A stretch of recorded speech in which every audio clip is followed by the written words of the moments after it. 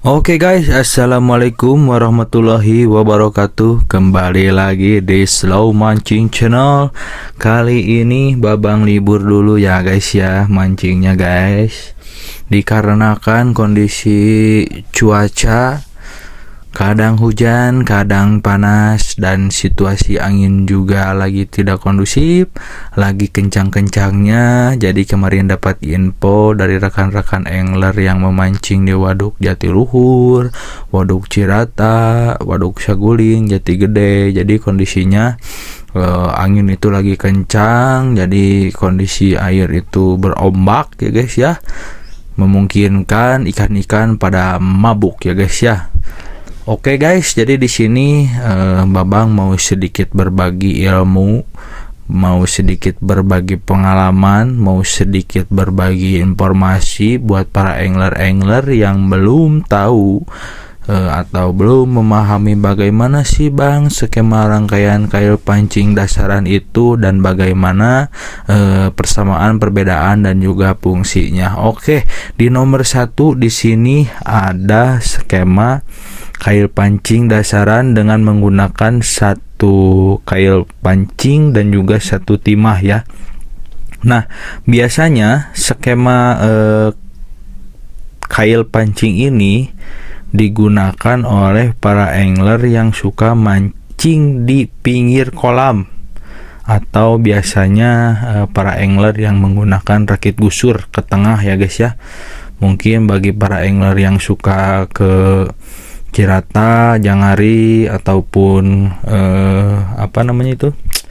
ke Calincing ya, mungkin sudah tidak asing lagi dengan skema mata kail seperti ini dengan menggunakan satu mata kail dan juga satu timah di tengah di sini ya. Nah, biasanya di atas ini tuh ada stopper ya guys ya, stopper atau karet ya, penyangga buat timah. Nah, di sebelah sini fungsinya untuk apa? Untuk bisa mengatur ketinggian timah ya guys ya. Nah, keunggulannya apa Bang skema mata kail ini? Nah, keunggulannya dia akan lebih mengirit umpan ya guys ya, karena dia di sini menggunakan satu mata kail.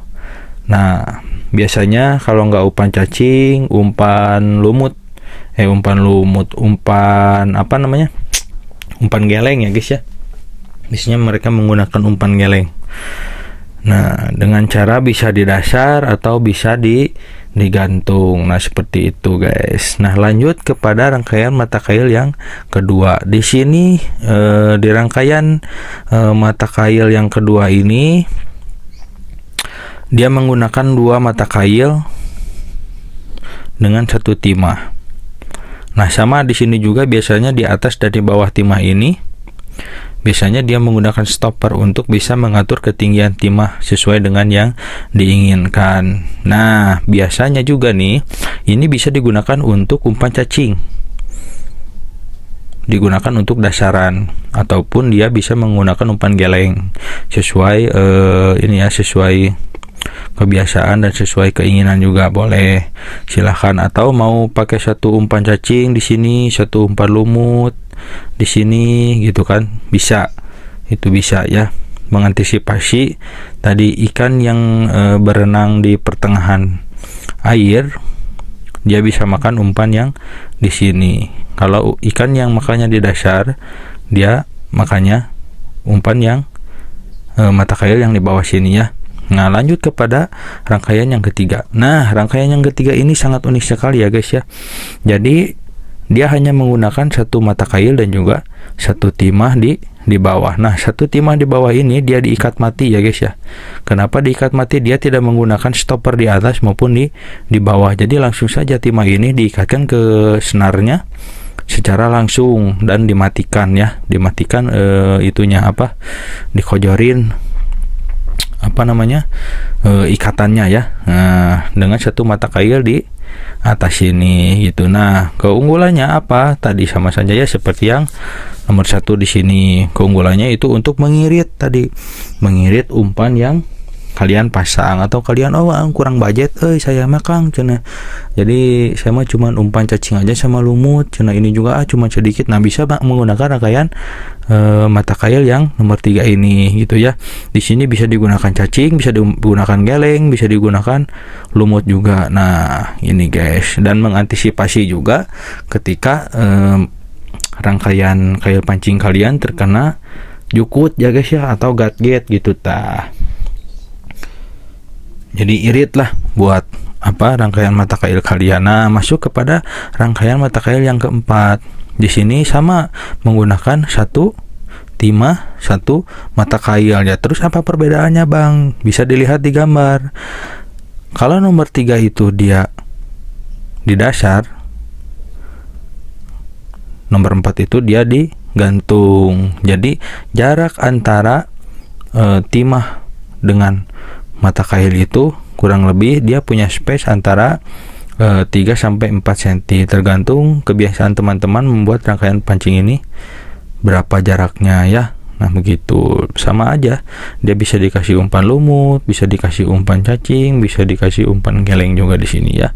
Nah keunggulannya apa? Sama, bisa mengirit umpan teman-teman. Nah lanjut, di sini di rangkaian mata kail yang kelima ini dia sangat unik sekali ya guys ya, dengan 2 mata kail di atas dan 1 timah untuk dasaran. Nah para angler Jatiluhur, Cirata maupun Saguling, Jati Gede banyak sekali yang menggunakan rangkaian mata kail ini. Cuman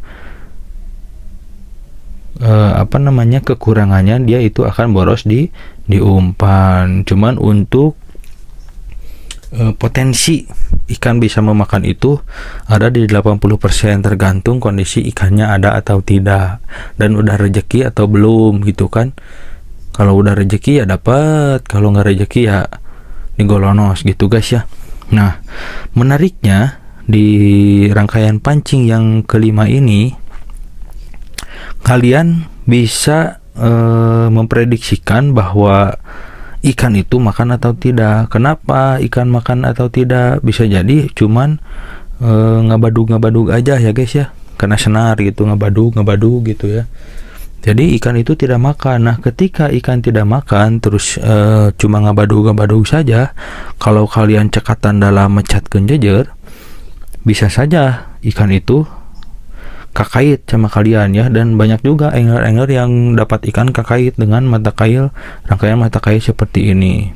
Jadi walaupun ikan tidak makan, hanya ngabadug saja, ketika kalian cekatan dan mecatkeunnya seterkebek gitu guys ya, bisa dapat ikannya gitu, bisa kakait lah gitunya, kadabling misalnya gitunya. Namun cek para angler mah gitu kadabling cenah. Bagus ini rangkaian pancing seperti ini, cuman kekurangannya tadi boros. Dan kalau ngait rugi juga kan, putus 2 mata kail hilang gitu, sama 1 timah kalian hilang gitu. Nah itu tadi. Nah buat para angler, dia biasakan untuk biasanya ada yang menggunakan set 7, set 5 gitu kan jorannya kan. Nah diusahakan untuk beda-beda seperti ini. Di setiap joran kalian harus ada rangkaian kail mata 1 seperti ini, nomor 1, nomor 2, nomor 3, nomor 4, nomor 5. Jangan sampai dalam satu set joran kalian ketika mancing itu sama semuanya. Jadi misalkan pakai rangkaian pancing nomor 1 5-5-nya semuanya gitu kan, 7-7-nya gitu. Terus pakai rangkaian nomor 2 7-7-nya jangan. Usahakan dalam 5 joran itu atau 7 joran itu kalian berbeda-beda. Misalkan set 5, nah bisa menggunakan nomor 1, nomor 2, nomor 3, nomor 4, nomor 5 itu. Jadi di setiap joran itu beda-beda. Jadi kalian bisa tahu, oh ketika ikan makan itu di rangkaian pancing nomor berapa. Oh ternyata ikan makan di rangkaian nomor pancing nomor 2 misalkan. Nah kalau udah tahu kayak gitu kan enak. Jadi tinggal kalian ganti aja semua pakai nomor 2. Atau misalkan ikan makan di rangkaian kail pancing nomor 5 yang skema seperti ini tadi, yang pemborosan itu, bisa sama kalian langsung aja ganti gitu kan. Soalnya kita tidak bisa memprediksi ikan akan makan di dasar atau di tengah air gitu guys ya. Nah mungkin itu aja informasi atau ilmu yang bisa babang sharingkan.